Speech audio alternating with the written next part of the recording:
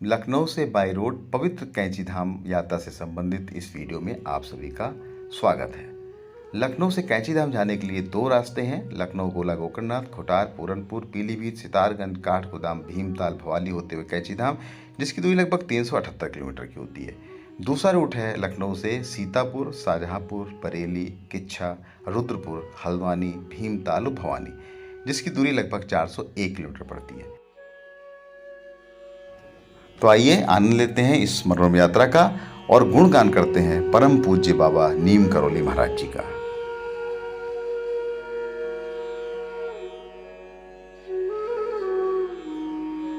कहा जाता है कि टूंडला की ओर जाती रेलगाड़ी में फर्रुखाबाद स्टेशन पर एक योगी हाथ में चिमटा और कमंडल लेकर प्रथम श्रेणी के रेलगाड़ी के एक डिब्बे में बैठ गए, जिन्हें एंग्लो इंडियन टिकट चेकर ने टिकट मांगने पर नकारात्मक उत्तर मिलने पर अगले फ्लैग स्टेशन नीम करौली पर साधु जी को उतार दिया गया। सिग्नल मिलने पर रेलगाड़ी चली ही नहीं, तो लोगों के कहने पर जब साधु महाराज को गाड़ी में चढ़ाने की राय दी गई तो विदेशी अधिकारियों ने बाबा से क्षमा मांगी और उनको गाड़ी में बैठाया।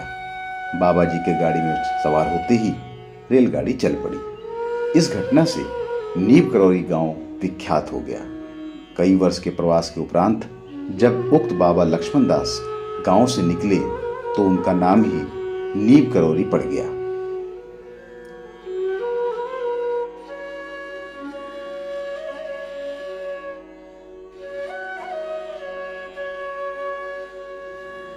उत्तर प्रदेश के आगरा जिले के नागौं ग्राम समूह के अकबरपुर ग्राम में एक कुलीन संभ्रांत ब्राह्मण परिवार में जन्मे बाबा जी धन धान्य से परिपूर्ण अपार संपत्ति युक्त अपने पूर्वजों की जमींदारी और वैभव को त्याग कर बाल्यावस्था में ही घर से निकलकर मौरवी से लगभग 40 किलोमीटर दूर ग्राम ववानिया, गुजरात एवं अन्य स्थानों में योग साधना में प्रविष्ट हो गए थे।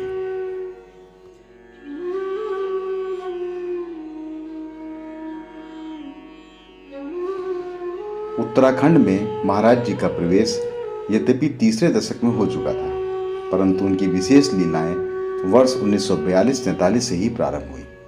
इससे पूर्व महाराज जी अन्य प्रदेशों और शहरों के अलावा उत्तर प्रदेश में विशेषकर बरेली, कानपुर, लखनऊ, एटा, मथुरा, मैनपुरी, सिकोहाबाद, अलीगढ़, इलाहाबाद, आगरा में अपनी कृपा लीलाएं करते रहे थे।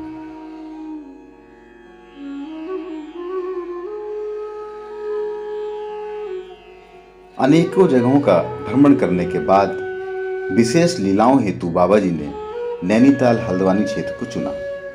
वर्तमान कैची आश्रम की भूमि पर बाबा जी ने नदी पार कर अपने पावन चरण 25 मई 1962 में रखे।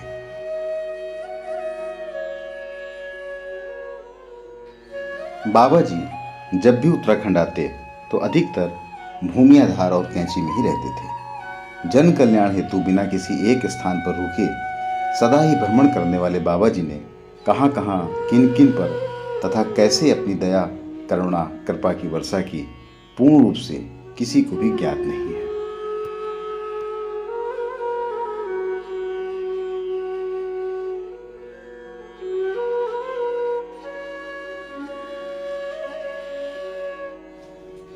बाबा जी की दृष्टि में न कोई अमीर था न गरीब, न किसी धर्म विशेष का अनुयायी, न कुलीन न अकुलीन, न किसी जाति विशेष का अनुयायी और न किसी देश, प्रांत अथवा क्षेत्र विशेष का रहने वाला। उनकी दृष्टि में सभी केवल उस सृष्टिकर्ता की संतान थे। इस कारण सब पर दया, कृपा, करुणा की समान रूप से वर्षा होती रहती थी।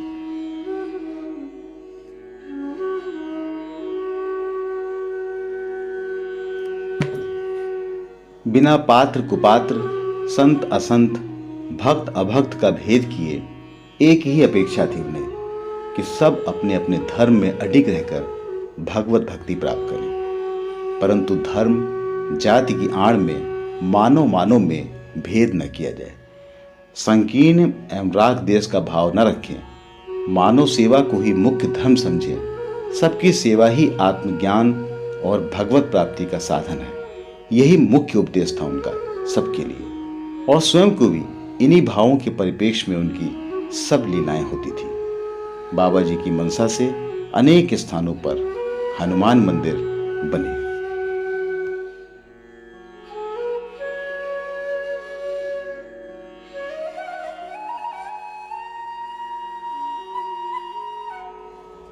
बाबा जी अपने अंतरंगों को सचेत करते हुए कहते थे कि यह तो मृत्यु लोक है, जो आया है वह जाएगा भी। भगवान राम भी गए, भगवान कृष्ण भी गए, भीष्म पितामह भी चले गए, हम भी जाएंगे। पर फिर तुरंत ये भी कहते थे, अभी मैं कहाँ जा रहा हूं, राम काज कीन्हे बिना मोहि कहाँ विश्राम। इसी राम काज के कारण इतनी तटस्थता होने पर भी बाबा जी ने अपनी कृपा लीलाओं को विश्राम नहीं किया। वो अंत तक चलती रहीं, निर्बाध, महाप्रयाण के उपरांत भी आज भी चल रही है।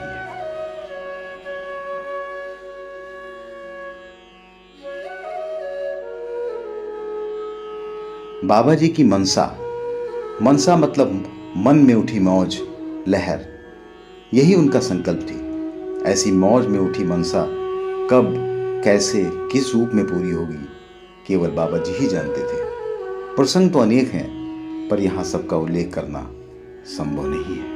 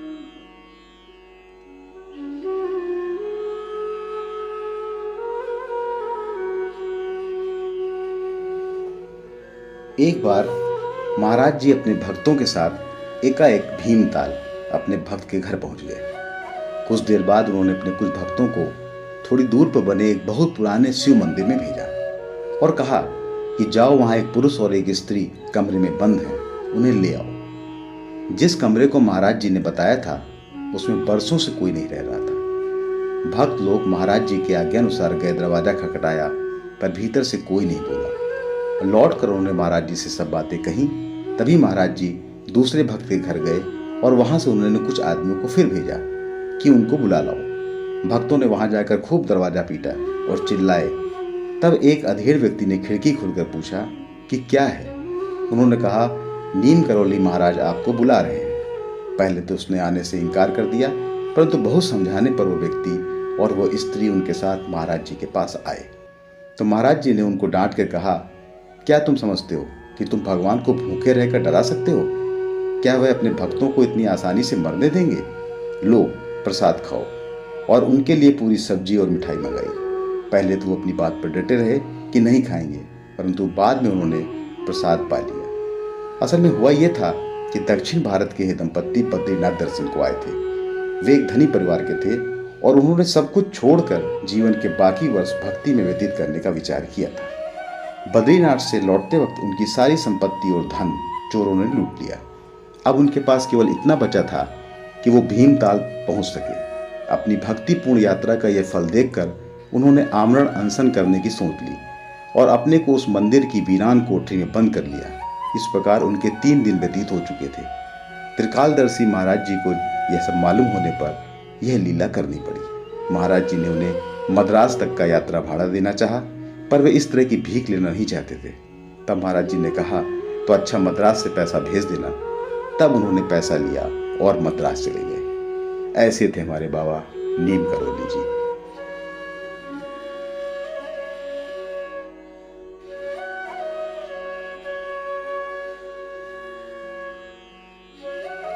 तो आइए, अब हम लोग पहुंच चुके हैं कैंची धाम आश्रम में। भगवान राम और हनुमान जी का नाम लेते हुए इस पवित्र कैंची धाम पहुंचकर परम पूज्य बाबा नीम करोली महाराज जी का आशीर्वाद प्राप्त करते हैं।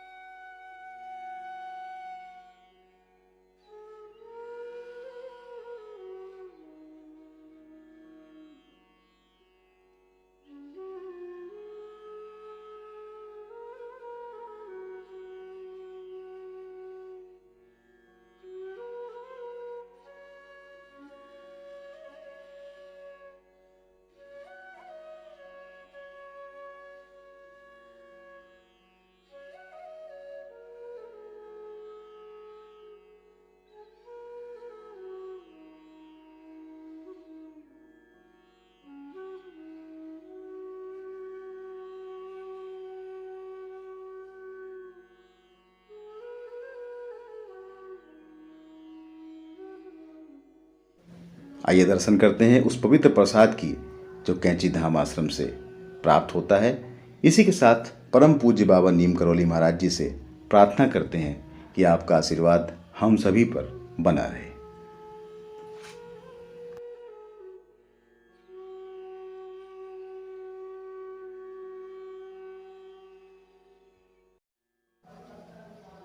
आशा है कि ये वीडियो आपको पसंद आया होगा, अच्छा लगा होगा। वीडियो देखने के लिए बहुत बहुत धन्यवाद। जय हिंद।